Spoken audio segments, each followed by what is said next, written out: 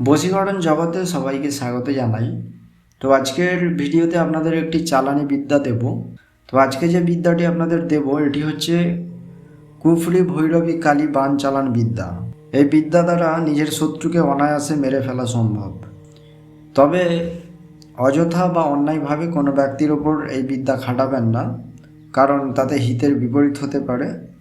এই বিদ্যা প্রয়োগ করলে নিজের অনেক ক্ষতি হয়ে যায়, সেটা আপনি সহসা বুঝতে পারবেন না, কিন্তু পরবর্তীতে আপনার নিজের অনেক ক্ষতি হতে পারে। যদি কোনো শত্রুর কারণে বেঁচে থাকা দায় হয়ে পড়ে, সেক্ষেত্রে আপনি এই বিদ্যা প্রয়োগ করতে পারেন। তো আজকের ভিডিওতে আপনাদের যে বিদ্যাটি দেব এটি কুফরি ভৈরবী কালীবান চালান বিদ্যা। এটা কুফরি কালামের সর্বোচ্চ উচ্চতান্ত্রিক বিদ্যা। তো এই বিদ্যা কাজে খাটানোর জন্য যে যে সামগ্রীগুলো লাগবে, এক হচ্ছে নটরাজের প্রতিমা একটা, মঙ্গলচণ্ডীর কামসিন্দুর 1 তোলা, কাল ভৈরব আসন 4টা, যুধিষ্ঠির গাছের মূল শিকড় 2টা, পূজার সামগ্রী সমপরিমাণ, অরিজিনাল গোরচনা 10 গ্রাম এবং ভদ্রকালীর আসন 4টা, আর লাগবে শূকরের রক্ত। তো এখন এর সম্পূর্ণ নিয়ম আমি আপনাদের বলে দিচ্ছি, ভালো করে শুনবেন।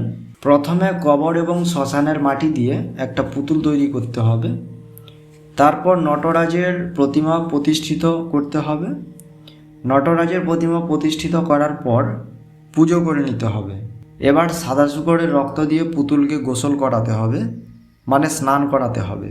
স্নান করিয়ে দেওয়ার পরে যুধিষ্ঠির গাছের মূল শিকড় পুতুলের কপালের মাঝখানে ঢুকিয়ে দিতে হবে। যুধিষ্ঠির গাছের শেকড় ঢোকানোর পরে সেই ক্ষতস্থানে কামরস লাগিয়ে দিতে হবে।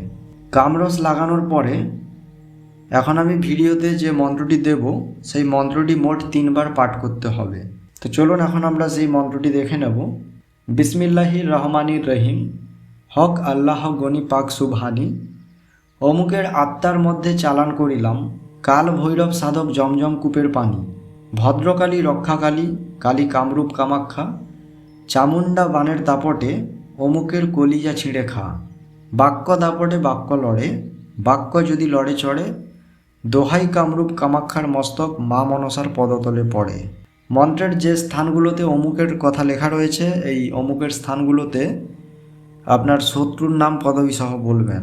এই সমস্ত বিদ্যা নিজের বাড়িতে কখনোই প্রয়োগ করবেন না। এই সমস্ত বিদ্যা আপনি কোনো নির্জন স্থানে গিয়ে করবেন। আশা করি আজকের ভিডিওর সম্পূর্ণ অংশ বুঝতে পেরেছেন। সবাই ভালো থাকবেন। ধন্যবাদ।